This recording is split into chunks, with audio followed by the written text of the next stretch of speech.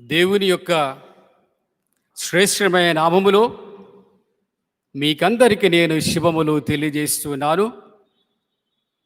ప్రభు మిమ్మలందరినీ కూడా దీవించి ఆశీర్వదించునుగాక. డిసెంబర్ మాసంలో ప్రవేశించి ఉన్నాము. మొదటి ఆదివారంలో అడ్వెంట్ సీజన్లో 2వ వారంలో ఉంటూ ఉన్నాం. దేవుడు మనకిచ్చిన అవకాశాన్ని బట్టి దేవునికి వందనాలు చెల్లించుకుందాం.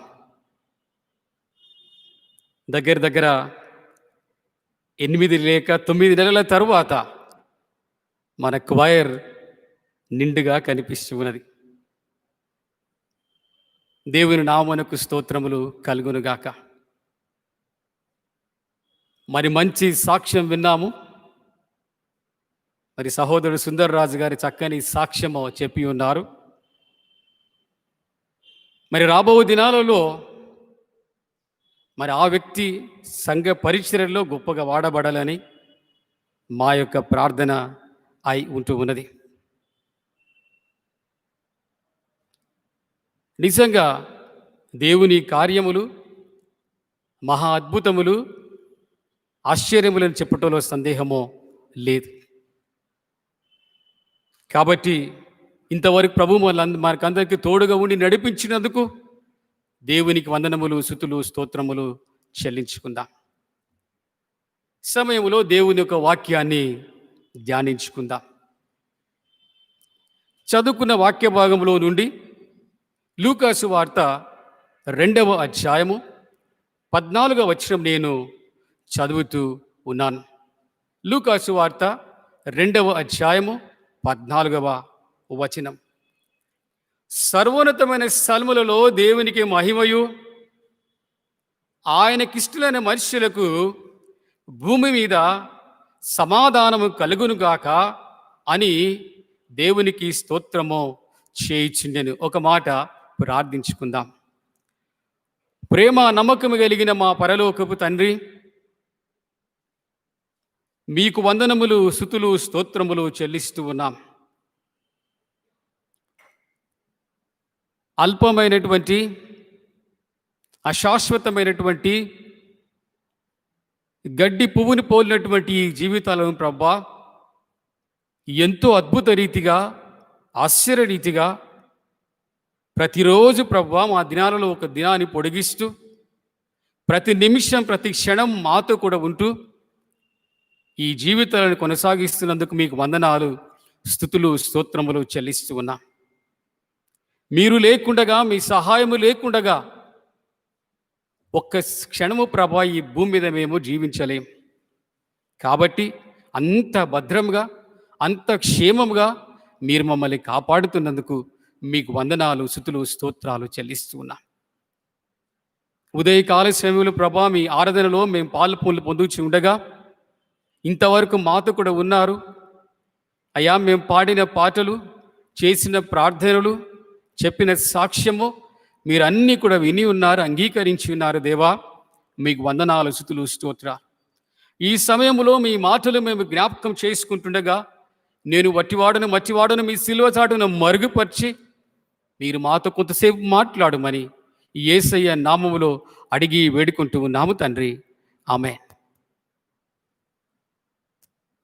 ప్రియమైనటువంటి దేవుని బిడ్డలారా, ఈ దినము ధ్యానము కొరకు ఏర్పాటు చేసుకున్న అంశము సమాధానము. సమాధానం అనేటటువంటి అంశం మీద కొన్ని సంగతులు మీతో నేను పంచుకోవాలని ఆశపడుతూ ఉన్నా. ఈ అడ్వెంట్ సీజన్లో 4 వారాలకు గాను 4 అంశములు ఇవ్వబడి ఉన్నాయి. యేసయ్య ఎందుకు ఈ లోకములోనికి వచ్చాడు అనే సంగతిని తెలియజేయుటకై ఈ అంశములు ఇవ్వబడి ఉన్నాయి. ఒకటిది నిరీక్షణ, 2వది సమాధానము, 3వది సంతోషము, 4వది ప్రేమ. Hope, peace, joy and love. కాబట్టి ఆ విధంగా ఉన్నటువంటి అంశములలో నుండి ఒక అంశము సమాధానం అనే అంశం మీద కొన్ని సంగతులు ఉదయకాల సమయంలో మీతో నేను పంచుకోవాలని ఆశపడుతూ ఉన్నాను. యేసయ్య ఈ భూమి మీద ప్రతి ఒక్కరికి సమాధానమును అనుగ్రహించాలని వచ్చాడు అనే సంగతిని మనం జ్ఞాపకం చేసుకుంటున్నాం ఈ ఉదయకాల సమయంలో. ఈ భయంకరమైన దినములలో, ఈ పరిస్థితులలో నిజంగా దేవుడు ఈ వాగ్దానాన్ని మనకు జ్ఞాపకం చేస్తున్నాడు. సమాధానం అనే మాట జ్ఞాపకం చేస్తున్నాడు. సమాధానం మీకు కలుగును గాక అని ఒక చక్కని వాగ్దానాన్ని ప్రభు ఉదయకాల సమయంలో జ్ఞాపకం చేస్తున్నాడు కనుక దేవునికి మనం వందనాలు చెల్లించాలి ఉదయకాల సమయంలో. మా యొక్క అంశంలోనికి వెళ్ళక ముందు ఒకవేళ ఈ సంగతి మనం జ్ఞాపకం చేసుకుంటే దీన్ని మనం ఏం చేస్తున్నామంటే డిసెంబర్ 25వ తారీఖు మొదలుకొని నవంబర్ 25వ తారీఖు మొదలుకొని డిసెంబర్ 25వ తారీఖు వరకు ఈ దినములన్నిటి మనం ఏమంటున్నామంటే అడ్వెంట్ సీజన్ అని అంటూ ఉన్నాం. అడ్వెంట్ అనే మాటకు అర్థం ఏమిటంటే ఆగమనము, వచ్చుట. ఆగమనము, వచ్చుట అనగా యేసుక్రీస్తు ప్రభు వచ్చినటువంటి సంగతులను జ్ఞాపకం చేసుకునే దినాలు ఈ దినాలు అన్నట్టు. యేసుక్రీస్తు ప్రభు యొక్క రాకడ 2 సార్లు ఈ భూమి మీద మనము చూస్తూ ఉన్నాం. ఒకటేమో మొదటిసారిగా వచ్చాడు, రెండవసారి రాబోతూ ఉన్నాడు. దాన్ని మనం ఏమంటున్నామంటే యేసుక్రీస్తు ప్రభు యొక్క 2వ రాకడ, సెకండ్ కమింగ్ అని సంఘం అంతా నువ్వు నేను అందరం కూడా సిద్ధపడాలని we are waiting for the day. Yesayya ఎప్పుడు వస్తే అప్పుడు ఆయనతో కూడా మనము వెళ్ళిపోవాలని ఆ 2వ రాకడ కొరకు ఎదురు చూస్తూ ఉన్నాం. మరి ప్రస్తుతము మనమున్న ఈ దినాలు జ్ఞాపకం చేసుకుంటే యేసుక్రీస్తు ప్రభు వచ్చినటువంటి మొదటి రాకడను మనం జ్ఞాపకం చేసుకుంటాము ఈ యొక్క అడ్వెంట్ సీజన్లో. యేసయ్య ఎందుకు వచ్చాడు? ఏ ఉద్దేశంతో వచ్చాడు? యేసయ్య లోకములో ప్రతి మనిషిని రక్షించి పాప క్షమాపణ అనుగ్రహించి నిత్య జీవానికి వారసులు చేయుటకై ఈ లోకములకు వచ్చాడనే సంగతిని ఈ దినాలలో గుర్తు చేసుకుంటూ, సంతోషిస్తూ, ఆనందిస్తూ, సెలబ్రేషన్స్ చేసుకుంటూ, ఈ సంతోషానికి, ఈ ఆనందానికి అవధులు లేవు. Because he came to this world to save the sinners, to save you and to save me also. That is the joy, that is the happiness today which is there in all our hearts. అందుకే Christmas అంటేనే సంతోషం, Christmas అంటేనే ఆనందం, ఈ season అంటేనే గొప్ప సంతోషం. కారణం అది. ఈ సంతోషం మనం ఏం చేస్తున్నామంటే బాహ్యంగా వేరువేరు రీతులలో వ్యక్తపరుస్తుంటాం. కొత్త బట్టలు తెచ్చుకుంటాము, బంధువులను ఆహ్వానిస్తాము, దాని తర్వాత మంచి డెకరేషన్ చేసుకుంటాము. ఇవన్నీ చేసుకోవాలి. We have to do. చాలా మంది ఏమంటారంటే క్రిస్మస్ అంటే నాట్ దిస్, క్రిస్మస్ అంటే నాట్ దాట్, క్రిస్మస్ అంటే ఇవన్నీ చేసుకోవాలి. Because A saviour is born అంటు అస్. ఇవన్నీ చేసుకుంటూ ఎక్కడ కూడా స్తుతి మించకుండా ఉండాలి. ఎంత సంతోషించాలో అంతే సంతోషించాలి. చాలామంది అది కాదు ఇది కాదంటారు, మళ్ళీ అన్నీ చేస్తూనే ఉంటారు. కొత్త బట్టలు కాదని కొత్త బట్టలు వేసుకుని వాళ్ళు ఎవరైనా ఉన్నారా? డెకరేషన్ కాదని డెకరేషన్ చేసుకొని వాళ్ళు ఎవరైనా ఉన్నారా? భోజనం కాదని భోజనం చేసుకోకుండా ఉంటూ ఉన్నామా? లేదే.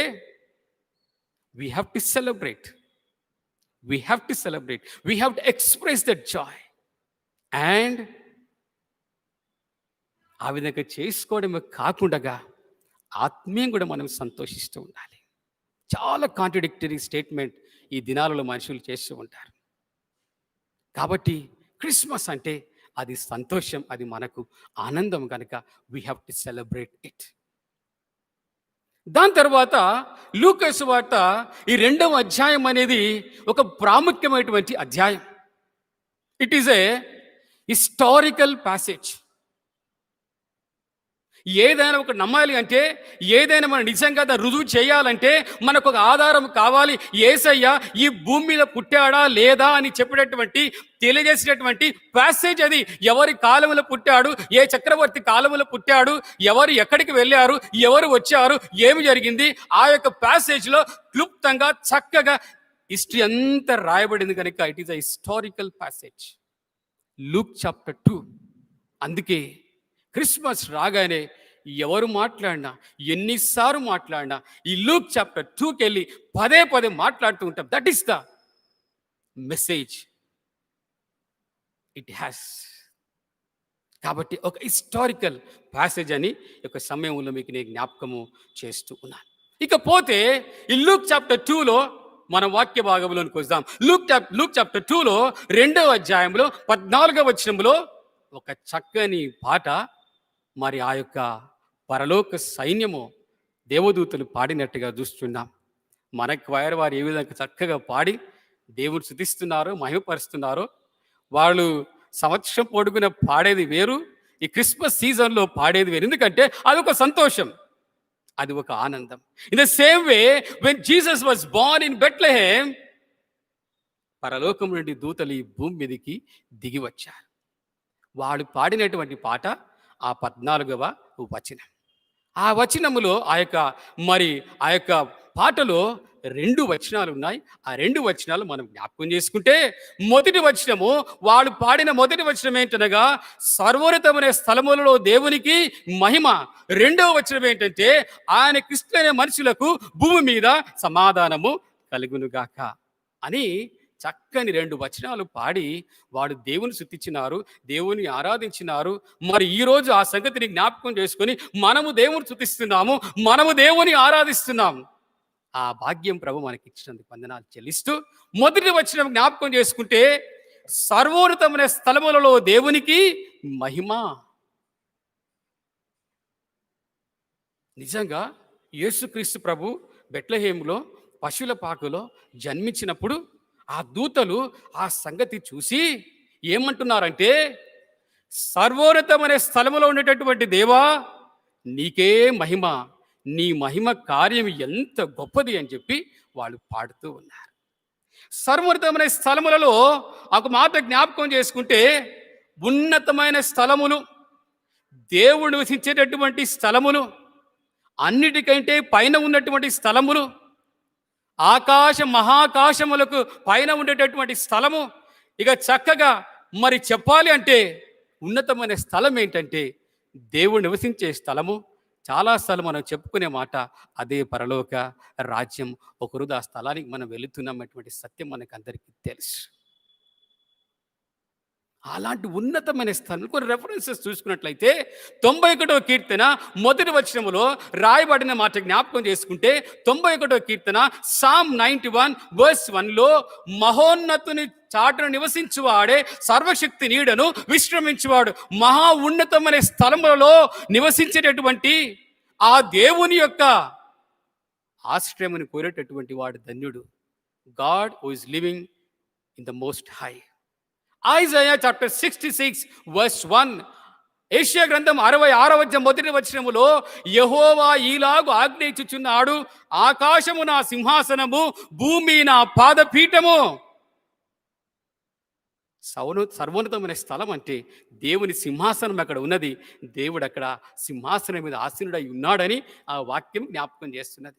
రాజుల మొదటి గ్రంథము 8వ అధ్యాయము 27వ వచనము, రాజుల మొదటి గ్రంథము 8వ అధ్యాయం 27వ వచనములో నిశ్చయముగా దేవుడు ఈ లోకమందు నివాసము చేయడు, ఆకాశ మహాకాశములు సైతము నిన్ను పట్టజాలవు. దేవుడు ఆ స్థలములలో మహాకాశములు పట్టజాలటువంటి స్థలములలో ఉంటూ ఉన్నాడు. ఇలాంటి గొప్ప దేవుడు బాగా గమనించాలి, బాగా వినాలి. ఇలాంటి ఉన్నతమైన స్థలములలో నివసించేటటువంటి ఈ దేవుడు, మనిషికి దూరంగా ఉన్నటువంటి ఈ దేవుడు, మనిషికి సన్నిహితంగా లేనటువంటి ఈ దేవుడు మానవ రూపముని ధరించి యేసుక్రీస్తు ప్రభు యొక్క రూపములో పశువుల పాకలో వెలిశాడు అంటే ఆ దేవుని ప్రేమ ఎంత గొప్పది, ఆ దేవుని మనసు ఎంత గొప్పది, నిన్ను నన్ను దేవుడు ఎంత ప్రేమిస్తున్నాడో we have to understand here.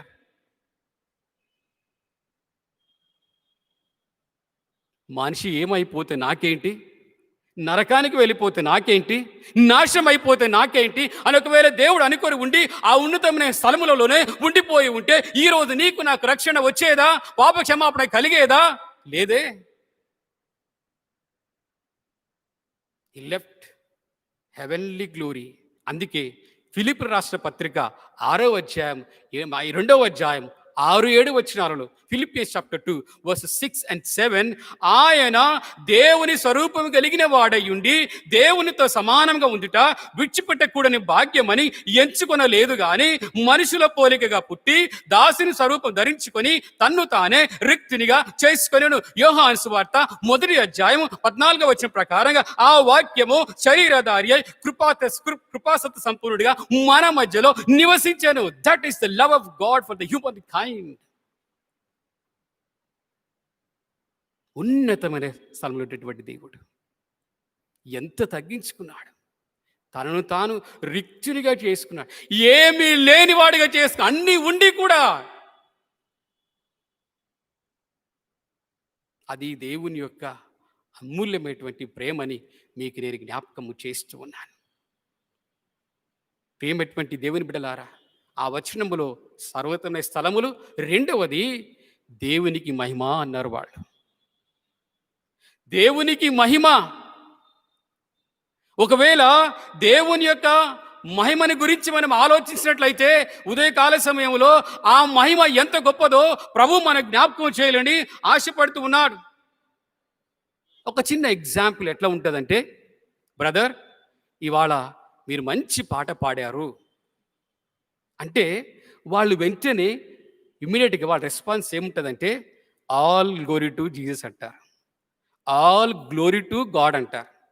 What does it mean?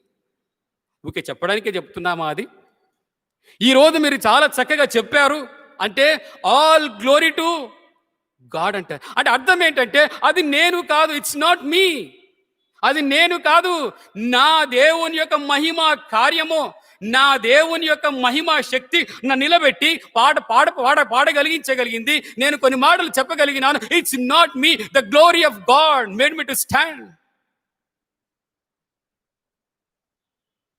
అది నిజమే, మాటికి సత్యం. దేవుని మహిమ అద్భుతమైన కార్యాలు మన జీవితాలలో చేస్తుందని చెప్పటంలో సందేహము లేదు. దేవుని మహిమ అనేది ఇది ఒక గొప్ప అద్భుతమైన శక్తి, దివ్యమైనటువంటి శక్తి, మానవ జ్ఞానానికి మించినటువంటి శక్తి, మానవ ఊహకు అందనటువంటి శక్తి. That is the power of God.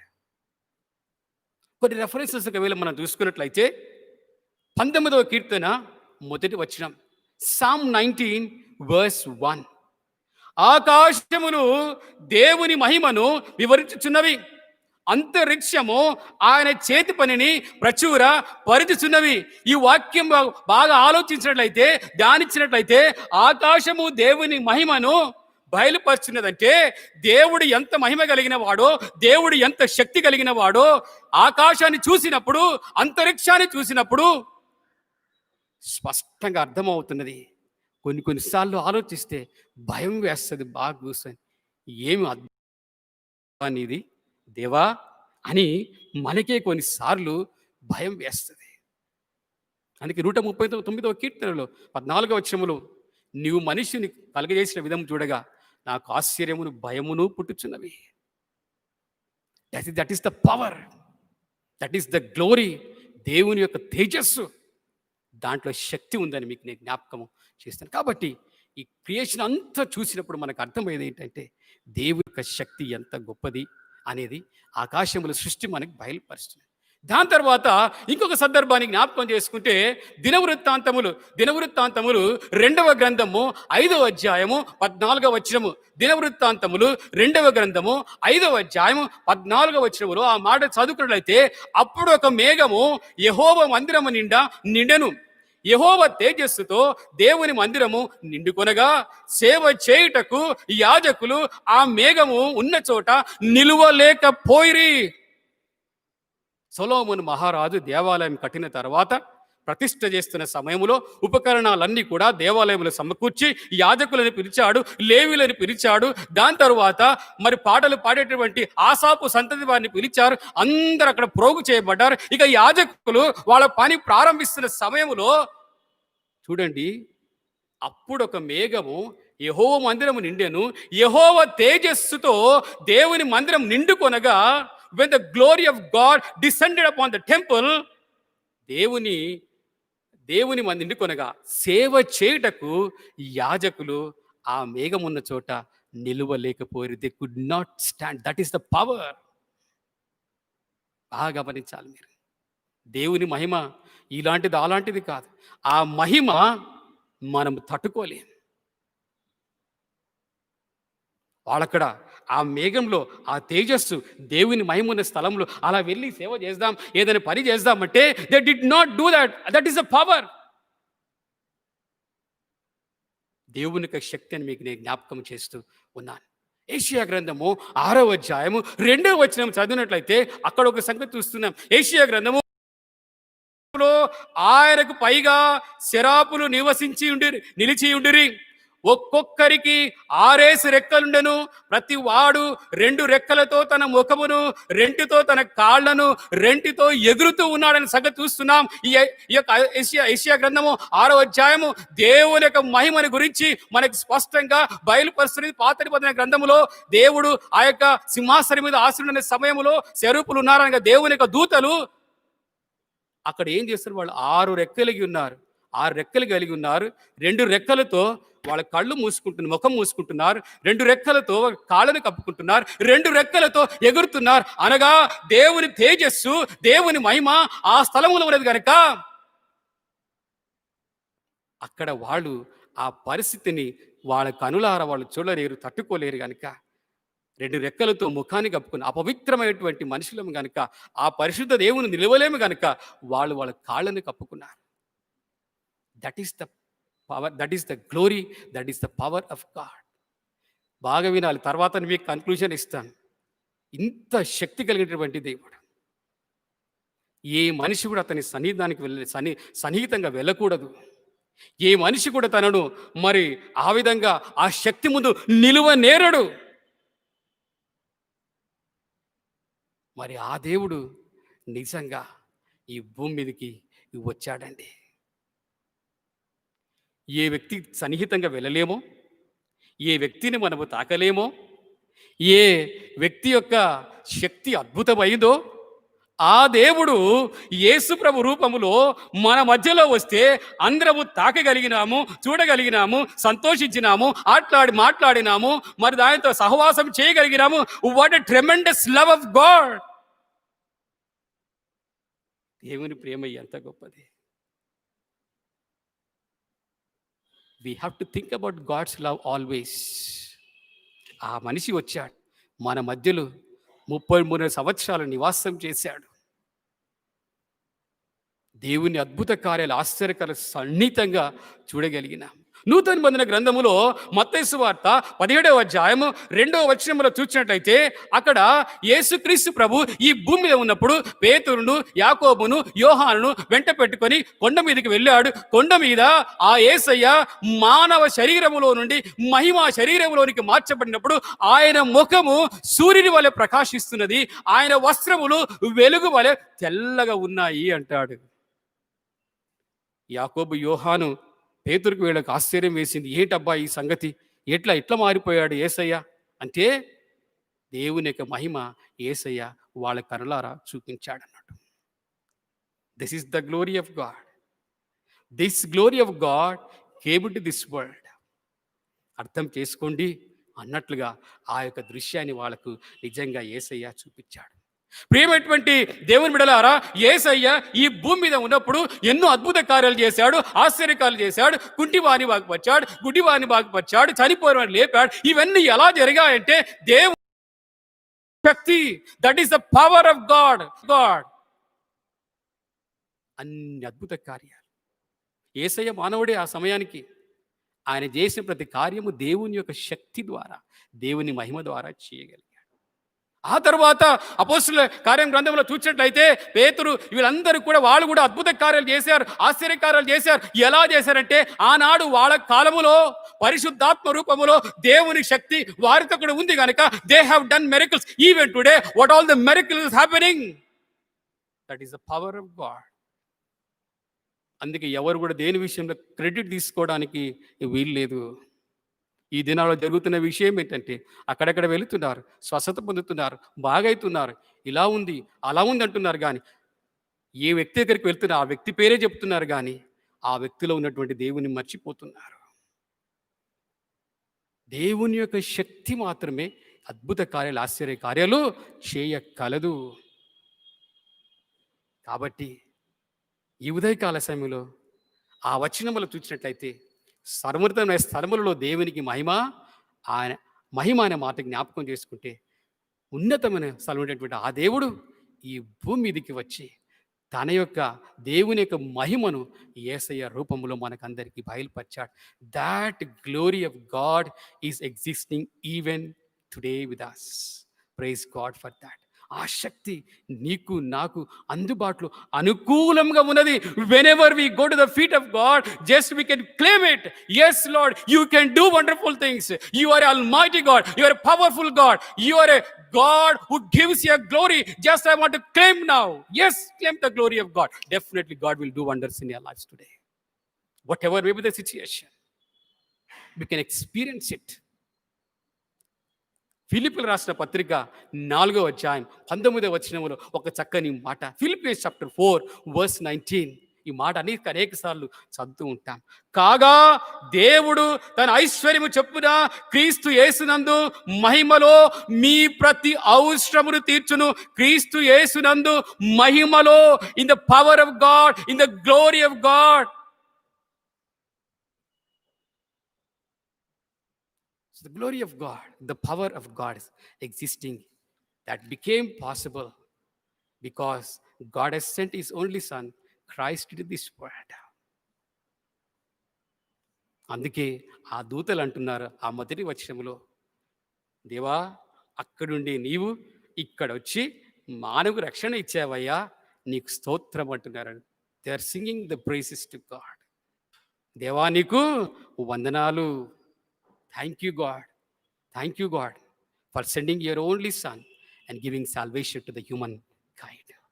రెండవ వచనం జ్ఞాపకం చేసుకుంటే ఆ దూతలు పాడేటువంటి పాటలో, ఆయనకి ఇష్టలైన మనుషులకు భూమి మీద సమాధానము కలుగునుగాక. సమాధానం అనేది 2 రకములు. యేసయ్య ఎందుకు వచ్చాడంటే 2 రకాల సమాధానం మనకి ఇవ్వడానికి ఈ భూమి మీదకి వచ్చాడు. మొదటిదేమో ఆత్మీయ సమాధానము, రెండవదేమో ఇహలోకపరమైనటువంటి సమాధానం, spiritual peace. And we also need peace to live on this earth. ఆ సమాధానాన్ని ఇవ్వడానికి యేసయ్య ఈ భూమి మీదకి వచ్చిన సంగతి మీకు జ్ఞాపకం చేస్తుంది. ఒకవేళ ఆత్మీయ సమాధానం గురించి బాగా ఆలోచించినట్లయితే, సమాధానం ఎక్కడ అవసరమో, ఎక్కడ సమాధానము లేదో, ఎక్కడ అసమాధానం ఏర్పడిందో, ఎక్కడ పోట్లాడి జరిగిందో, ఎక్కడ నెమ్మది లేని పరిస్థితి ఉన్నదో, ఎక్కడ ప్రేమ అంతరించిపోయిందో, ఎక్కడ అనురాగం అంతరించిపోయిందో, ఎక్కడ మనిషి దేవుడు దూరం అయిపోయినాడో, ఆ సంగతులు జ్ఞాపకం చేసుకుంటే అదంతా కూడా అసమాధానమే. కాబట్టి దేవునికి మానవునికి మధ్యలో ఒక సమాధానం ఏర్పడింది. ఆ అసమాధానం తీసివేయడానికి యేసయ్య భూమి మీదకి వచ్చాడు. 1 యోహాను 3వ అధ్యాయం 4వ వచనం ప్రకారంగా, ఆజ్ఞాతిక్రమమే పాపము, పాపం అంటే దేవునికి కోపము. ఈ పాపం ద్వారా దేవునికి మానవునికి మధ్యలో అసమాధానం ఏర్పడింది. దేవుడు అన్నాడు, ఈ తోట మధ్యలో ఉన్నటువంటి ఏ ఫలమని తినవచ్చు, కానీ మీరు తోట మధ్యనటువంటి ఆ చెట్టు ఫలము తినకూడదని దేవుడు ఆజ్ఞ ఇచ్చాడు. చెట్టు ఫలం పక్కన పెడితే God has given one commandment. కానీ వాళ్ళు ఏం చేసినారు? దేవుని ఆజ్ఞను అతిక్రమించారు. Actually that story is written to say how human kind disobeyed God's commandment. మరి దేవునికి మానవునికి మధ్యలో పెద్ద ఎడము ఏర్పడింది. అసలు నెమ్మదే లేదు. మానవుడు పాపం చేసినాడు, వాడు హాయిగానే ఉన్నాడు, కానీ దేవునికి మాత్రం అస్సలు నెమ్మది లేదండి. ఎందుకంటే దేవుడు మనిషిని తన స్వరూపంలో చేసుకున్నాడు, తన వలే చేసుకున్నాడు, తనలాగా ఉండాలని కోరుకున్నాడు. కానీ మనిషి ఏం చేసినాడు? దేవుని మాట వినలేదు. మనిషి పాపం చేసినాడు, సంతోషంగా ఉన్నాడు, హాయిగా ఉన్నాడు, కానీ దేవునికి మాత్రం నెమ్మది లేదు. Again he wanted to have that reconciliation between God and human kind.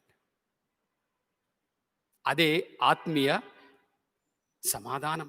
దాన్ని ఇవ్వడానికి ఈ భూమి మీదకి యేసయ్య వచ్చాడు. కాబట్టి యెషయా గ్రంథము 9వ అధ్యాయం 6వ వచనం ప్రకారంగా ఏలేగానే మనకు శిశువు పుట్టెను, మన కుమారుడు అనుగ్రహింపబడెను, ఆయన భుజం మీద రాజ్యభారముండును, ఆశ్చర్యకరుడు, ఆలోచనకర్త, బలవంతుడైన దేవుడు, నిత్యుడగు తండ్రి, సమాధానకర్త అయిన అధిపతి అని అతనికి పేరు పెట్టబడును. ప్రవక్త ప్రవచించినటువంటి ఆ ప్రవచనము యేసుక్రీస్తు ప్రభువులో నెరవేరింది. యేసయ్య సమాధానకర్తగా ఈ భూమి మీదకి వచ్చాడు. ఎవరికి? దేవునికి మానవునికి మధ్యలో సమాధానం ఏర్పాటు చేయడానికి. అందుకే యెషయా గ్రంథం 53వ అధ్యాయం 4వ వచనం ప్రకారంగా యెహోవా మనందరి దోషం అతని మీద మోపెను, మన సమాధానార్థమైన శిక్ష అతని మీద పడెను. అంతే. ఎవరు చేయాలి మరి? ఎవరి సమాధానం చేయాలి? దేవునికి, తర్వాత మనిషికి తన కుమారుణ్ణి పంపించాడు. పాత నిబంధన ప్రకారంగా కోడెల రక్తము, గొర్రెల రక్తము, పొట్టేళ్ల రక్తము ఎన్నో బలులు అర్పించారు.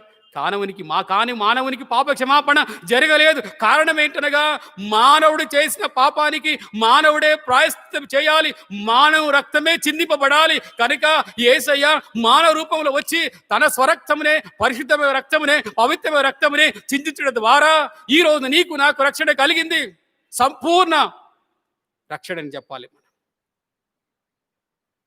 2వ కొరింథీ 5వ అధ్యాయం 19వ వచనంలో రాయబడిన మాట జ్ఞాపకం చేసుకుంటే, మన అపరాధములను క్రీస్తు మీద మోపెను, మనకు సమాధానం ఇవ్వడానికి అని రాస్తాడు. ఎఫెసీయులకు రాసిన పత్రిక 2వ అధ్యాయం 14, 15, 16 వచనాలలో కొన్ని మాటలు రాస్తాడు అపోస్తలుడైన పౌలు సంఘానికి. చూద్దాం.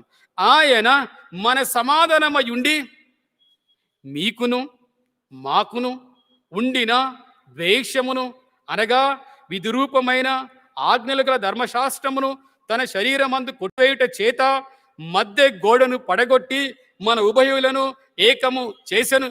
15వ వచనములో ఇట్లు సంధి చేయుచు ఈ ఇద్దరిని తనయందు ఒక్క నూతన పురుషునిగా సృజించి 16వ వచనములు అంటాడు, తన శిలువ వలన ఆ ద్వేషమును సంహరించి దాని ద్వారా వీరిద్దరిని ఏక శరీరంగా చేసి దేవునితో సమాధాన పరుచుకునేవాళ్ళని ఈలాగు చేసెను. కనుక ఆయనయే మనకు సమాధానకారకుడు అయి ఉన్నాడు. దేవుని నామమునకు స్తోత్రం. ఆల్ దీస్ వర్సెస్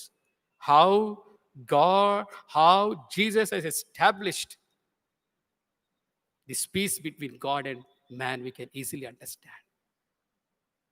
తాను ఆజ్ఞలను, విద్రూపకమైన ఆజ్ఞలను సిలువలో కొట్టివేయటం ద్వారా, ఏ ఆజ్ఞ అయితే మనం మీరినామో, ఎక్కడ తప్పు చేస్తున్నాము, ఎక్కడ పొరపాటు చేస్తున్నాము, దానికి మనం జీవితంలో చేయలేము కనుక, అది మనతో కాదు కనుక, డెఫినెట్లీ వి కమిట్ మిస్టేక్ కనుక ఆయన చేసేసాడు.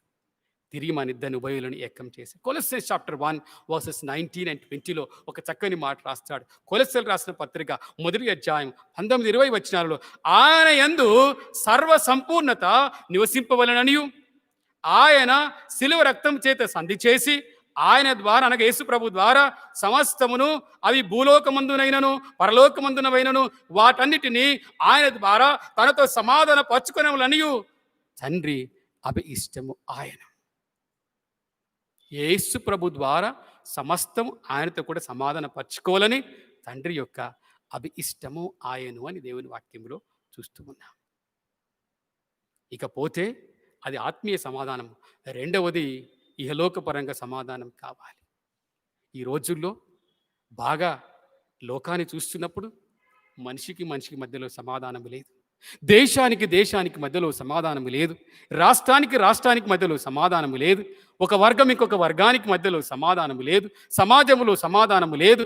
ఎన్నో సంగతులు, మరి ముఖ్యంగా ఇప్పుడున్న పరిస్థితులు జ్ఞాపకం చేసుకుంటే సమాధానమైన పరిస్థితి ఈ భూమి మీద చూస్తూ ఉన్నాము. ఇటువంటి దినాలలో ప్రభు అంటున్నాడు, సమాధానం మీకు కలుగును గాక అంటూ ఉన్నాడు. ఇహలోకపరంగా సమాధానం ఎట్లా వస్తుంది అంటే, ఆ సమాధానం దేవుడే ఇస్తాడు. కానీ మనం ఏం చేయాలి? దేవుని దగ్గర అడగాలి. Lord, I want to have peace in this situation. ఒకవేళ మనం అడిగితే దేవుడు తప్పకుండా సహాయం మనకు చేస్తాడు. కొన్ని రెఫరెన్సెస్ జ్ఞాపకం చేసుకుంటే 34వ కీర్తన 14వ వచనములు అంటాడు, నిజంగా నీకు నాకు సమాధానం కావాలంటే, మనము సమాధానంగా ఉండాలంటే సామ్ 34:14లో అంటాడు, కీడు చేయటం మాని మేలు చేయము. సమాధానం వెతికి దాన్ని వెంటాడాలి, సమాధానం వెతకాలా. How can I have peace in my life? వెతకాలా. వెతికితే తప్ప మనకు సమాధానం, లేకపోతే అసమాధానమే ఎప్పుడు మనకుంటుంది. ఎట్లా ఈ పరిస్థితి నేను సమాధానం పడగలను? ఎట్లా నా జీవితంలో సమాధానం వస్తుంది? ఎట్లా నా కుటుంబ జీవితంలో సమాధానం వస్తుంది? ఎట్లా నా సంఘంలో సమాధానం వస్తుంది? అని ప్రతి మనిషి ఎప్పుడైతే ఆలోచన చేస్తాడో, దాన్ని వెతకడం ప్రారంభిస్తాడో, definitely you are going to gain the peace. Otherwise we can not have the peace at all. In one's life, in a family life, in a church life, everywhere. To have peace, దాన్ని వెతకాల, దాన్ని వెంటాడాల. Matthew chapter 5 verse 9లో చూసినట్లయితే దేవుని కుమారుల వలె జీవించాలి. సమాధానపరచువారు ధనులు, వారు దేవుని కుమారులను బదులు. ఎప్పుడైతే దేవుని కుమారులుగా మనం జీవిస్తామో definitely we can have that peace. ఆ తర్వాత రోమన్స్ చాప్టర్ 12 వర్సెస్ 17-18లో చూసినట్టయితే చక్కగా రాస్తాడు అపోస్తలుడైన పౌలు ఆ సంఘానికి, చేతనైనంత మట్టుకు శక్యమైతే మీరు అందరితో సమాధానంగా ఉండండి. ఇప్పుడు పరీక్షించుకోవాలి మనం, అందరితో సమాధానంగా ఉన్నామా? మన వ్యక్తిగత జీవితంలో సమాధానం ఉందా? కుటుంబ జీవితంలో సమాధానం ఉందా? ఎక్కడ సమాధానం లోపించింది అది గుర్తు చేసుకొని ఏం చేయాలా? అందరితో సమాధానంగా ఉండాలి. ఎఫెసియన్స్ చాప్టర్ 4 వర్సెస్ 1-3లో అంటాడు, సమాధానం అనే బంధంలో మనం జీవించాలి అని ఒక సమయంలో జ్ఞాపకం. మనం ప్రయత్నం చేసే తప్ప we can not have the peace of God. ఇంకొక సంగతి జ్ఞాపకం చేసి నేను ముగిస్తాను. కాబట్టి ఆత్మీయ సమాధానం అనేది యేసు ప్రభు మరి తన యొక్క శిలువ మరణం ద్వారా ఈ భూమి మీదకి వచ్చి మనకు అనుగ్రహించాడు. రెండవది ఏంటంటే, ఇహలోక పరంగా సమాధానం ఇవ్వడానికి యేసయ్య ఎప్పుడు సిద్ధంగా ఉన్నాడు. అది నువ్వు నేను పోవాలి, దాన్ని క్లెయిమ్ చేయాలి, ప్రభు మీద ఆధారపడాలి. దేవుడు ఆ సిచ్యుయేషన్లో సమాధానం ఇస్తాడు. మనం అడగకపోతే మాత్రం, మన ప్రయత్నం చేయకపోతే మాత్రం ఆ సమాధానం రాదు అని ప్రభు జ్ఞాపకం చేస్తున్నాడు. చివరిదిగా, ఆయన క్రిస్తులైన మనుషుల జీవితంలో ఎప్పుడు సమాధానం ఉంటుంది అంటాడు. ఎవరికి ఆయన ఇష్టమైన మనుషులు అంటే కొన్ని రెఫరెన్సెస్ చెప్పి నేను ముగిస్తాను. 51వ కీర్తన 16-17 వచనంలో, విరిగి నలిగిన మనసు కలవారు ఆయనకి ఇష్టమైన వారు. విరిగి నలిగిన మనసు కలిగిన వారు ఆయనకి ఇష్టమైన వారు. ఎవరు వారిని వారు తగ్గించుకుంటున్నారో వాళ్ళు ఆయనకి ఇష్టమైన వారు. 110వ కీర్తన 3వ వచనంలో, ఇష్టపూర్వకంగా దేవుని దగ్గరికి వచ్చేవారు ఆయనకి ఇష్టమైన వారు. ఎవరిని నడిపిస్తే దేవుని దగ్గర రావడం కానీ, మరి ఎవరో చెప్తే కాదు కానీ, మనంతట మనమే దేవుని కార్యాలు చూసినప్పుడు, ఇష్టపూర్వకంగా దేవుని దగ్గరికి వచ్చినప్పుడు, దేవుని దగ్గర ప్రాధేయపడినప్పుడు definitely we will have the peace of mind. ఆయనకి ఇష్టమైన వాళ్ళు. 135వ కీర్తన 6వ వచనంలో, ఆయనకి ఇష్టమైనది ఏంటి? ఆయనకి ఇష్టమైనది జరిగించేటటువంటి వారు, ఆయన చిత్తము చొప్పున జరిగించేటటువంటి వారు ఆయనకి ఇష్టమైన వారు. ఐజయా చాప్టర్ 61 వర్స్ 8 అంటాడు, న్యాయంగా నడుచుకుని వారు ఆయనకి ఇష్టమైనటువంటి వారు. న్యాయం ఏదో తెలుసు మనకు, అన్యాయం ఏదో మనకు తెలుసు, చెడు ఏదో మనకు తెలుసు, మంచి ఏదో మనకు తెలుసు. తెలిసిన తర్వాత మనం ఏం చేయాలి? న్యాయంగా నడుచుకుంటే మనం ఆయనకి ఇష్టమైన వారు. యాక్ట్స్ చాప్టర్ 13 వర్స్ 22, ఆయన ఉద్దేశం నెరవేర్చువారు ఆయనకి ఇష్టమైన వారు. ప్రతిరోజు ఉదయం లేవగానే ప్రార్థన చేసుకుంటాం, ప్రభువా ఈ దినం నాకు ఇచ్చావు. ఎవ్రీవన్, మనం అందరూ ప్రార్థన చేయాలి. ఆ ప్రార్థన ఏంటంటే, ప్రభువా ఏదో మేము గొప్పవారం మంచివారం అని మాకు ఈ దినం వేయలేదు, కానీ నీవు ఈ దినం ఇచ్చావు. ఈ దినం కొరకు నీవు నా పట్ల ఏ ఉద్దేశం కలిగిన, what plan and purpose you have for my life in this new day, we have to ask. లేకపోతే ఆ దినం ముట్టిగా మన జీవితంలో పోయినట్టే. ఆయన ఉద్దేశాన్ని కోరుకునే ప్రతి ఒక్కరు ఆయనకి ఇష్టమైన వారు. ఫిలిప్పీన్స్ చాప్టర్ 4 వర్స్ 18లో, ఆయన సేవకి ఇచ్చేవారు మరి ఆయనకి ఇష్టమైన వారిని జ్ఞాపకం చేస్తున్నాడు. హీబ్రూస్ చాప్టర్ 11 వర్స్ 6లో, మంచి విశ్వాసం. మంచి విశ్వాసం అంటే అర్థం ఏంటండి? మంచి విశ్వాసానికి బలహీనమైన విశ్వాసం కూడా ఉంటూ ఉన్నది. మంచి విశ్వాసం ఏంటంటే, పరిస్థితులు ఏమున్నా, ఎలా ఉన్నా, ఎట్లా ఉన్నా మనం మాత్రం మన దేవుని విడిచిపెట్టిపోకూడదు. That is the strong faith. మంచి విశ్వాసం. పరిశుద్ధ గ్రంథంలో ఎంతోమంది ఉన్నారు, ఎంతోమంది గొప్ప గొప్ప వ్యక్తులు ఉన్నారు. వాళ్ళ జీవితాలలో కష్టాలు ఏర్పడినప్పుడు, సమస్యలు ఏర్పడినప్పుడు, ఇబ్బందులు కలిగినప్పుడు, పరిస్థితులు వాళ్ళకి అనుకూలంగా లేని సమయంలో కూడా వాళ్ళ విశ్వాసాన్ని వాళ్ళు కోల్పోలేదు. They were very very strong in their faith. కాబట్టి వాళ్ళు ఆయనకి ఇష్టమైన వారు. అబ్రహాము దేవుని స్నేహితుడు అయ్యాడండి. దేవుని స్నేహితుడు అంటే ఏంటిది? చాలాసార్లు కొన్ని విషయాలు మనము మన తల్లిదండ్రులతో చెప్పము, కనీసము మన ఇంటి వారితో ఎవరితో చెప్పాం, కానీ we always share everything with our friends, because friend is very very very close to us. ఆ స్థానం ఎవరు కొట్టేశారంటే అబ్రహాం కొట్టాడు తన విశ్వాసాన్ని బట్టి. దేవుని స్నేహితుడు అంటే ఎంత క్లోజ్‌నెస్ ఉందో stand between God and Abraham. అది ఆయనకిష్టం. కాబట్టి ఈ ఉదయకాల సమయంలో ప్రభు మరొకసారి మనందరితో మాట్లాడుతున్నాడు. దేవుని వాక్యం వింటున్న మనందరితో మాట్లాడుతున్నాడు. చర్చిలో కూర్చున్న వారైనా, ఆన్‌లైన్‌లో దేవుని వాక్యం వింటున్న వారైనా ప్రభు మనతో మాట్లాడుతున్నాడు. ఏమని అంటున్నాడంటే, నేను మీకు సమాధానం ఇవ్వడానికి ఈ భూమి మీదికి వచ్చాను. ఆత్మీయ సమాధానం మీ కొరకు సిద్ధపరిచాను. ఇహలోకపరమైన సమాధానం కావాలా? నాకిష్టమైన వారిగా ఉండండి. మీ హృదయములో నిండైన శాంతి, నిండైన సమాధానం కలిగి ఉండండి అని ప్రభు జ్ఞాపకం చేస్తున్నాడు. కాబట్టి ఈ వాక్యాన్ని మన హృదయములో భద్రపరుచుకొని, మన హృదయములో భద్రపరుచుకొని, దేవునికి వందనాలు చెల్లిస్తూ ఎల్లప్పుడూ దేవునితో, మనుషులతో, అందరితో సమాధానంగా బ్రతకడానికి ప్రభు మనకందరికీ సహాయము చేయునుగాక. అందరం తలలు వంచి ప్రార్థన చేసుకుందాం. ప్రేమ కలిగిన మా తండ్రి, కృప కలిగిన మా దేవ, మీకు వందనాలు, స్తుతులు, స్తోత్రాలు చెల్లిస్తున్నాం నాయన. అవును తండ్రి, మా వ్యక్తిగత జీవితంలో, కుటుంబ జీవితంలో, సమాజంలో అనేక పరిస్థితుల్లో చూస్తున్నప్పుడు తండ్రి, సమాధానము లోపించినటువంటి పరిస్థితులు మాకు కనిపిస్తున్నాయి. కాబట్టి సమాధానం లోపించిన ఆ దినములలో పరిస్థితులలో నాయన మాతో మాట్లాడారు. మేము నీ దగ్గర ప్రార్థిస్తే, నీ దగ్గర విజ్ఞాపన చేస్తే, నీ మీద ఆధారపడిస్తే ప్రభు సమాధాన మార్గం మాకు బయలుపరుస్తావు, సమాధానం ఇస్తావు. ఎప్పుడు సమాధానం ఉంటుందో అప్పుడు సంతోషము, ఆనందము, నెమ్మది మా జీవితంలో కలుగుతుంది కనుక ప్రభు ఆ ఉద్దేశం కలిగిన వారం ఈ దినమున మీ రక్తములో, మీ శరీరములో మేము పాలు పంపులు పొంది నిండు సమాధానంతో జీవించినట్లు మాకందరికీ సహాయం చేయమని, వాక్యమును దీవించి ఆశీర్వదించమని యేసు నామములో అడిగి వేడుకుంటున్నాం తండ్రి. ఆమేన్.